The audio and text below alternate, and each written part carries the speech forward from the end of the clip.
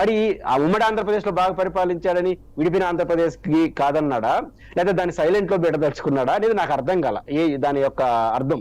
కాబట్టి వారు రాజకీయ విమర్శలు చేశారు, వైసీపీ మీద చేసిన విమర్శలు వైసీపీ వాళ్ళు సమాధానం చెప్పుకుంటారు, రెండు ప్రజలు చూసిన వాళ్ళు ఉంటారు. ఇంకొక తమాషగా నాకు అనిపించింది ఏంటంటే అమిత్ షా గారు మన అనంతపురం సభలో రిజర్వేషన్స్ గురించి మాట్లాడాడు, కానీ రాజమండ్రి సభలో నరేంద్ర మోడీ గారు ఎక్కడ రిజర్వేషన్స్ గురించి మాట్లాడాల.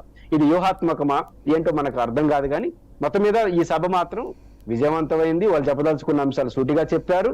కాకపోతే ప్రధానంగా అనిపిస్తున్న ఆంధ్రప్రదేశ్ ప్రజలను కాకుండా వాళ్ళు తెలుగుదేశం శ్రేణులను అడ్రస్ చేసినట్టుగా నాకు ఈరోజు సభ ద్వారా అర్థమవుతుంది. రైట్. శాంతి ప్రసాద్ గారు.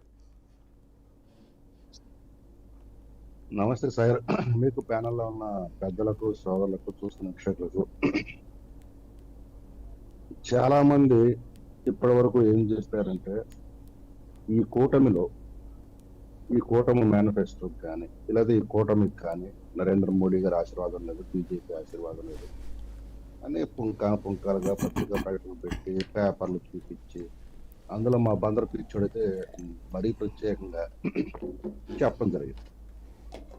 మరి ఈరోజు నిన్న అమిత్ షా గారిది, ఇప్పుడు మోడీ గారి సభ చూశారు.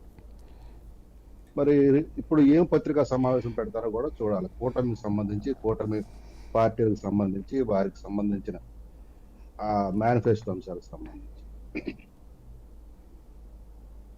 వికసిత ఆంధ్రప్రదేశ్, ఆయన మొదటి నుంచి కూడా వికసిత భారత్ అని చెప్తుంటారు ప్రధాని గారు నరేంద్ర మోడీ గారు. ఈరోజు వికసిత ఆంధ్రప్రదేశ్ వికసిత భారత్లో భాగం కాబోతున్నారు. జూన్ 4 తర్వాత అన్ని రాష్ట్రాల్లో ఎక్కడైతే ఎలక్షన్ జరుగుతున్నాయో విధానసభకి ఎన్డీఏ కూటమి అధికారంలో రాబోతున్నారు.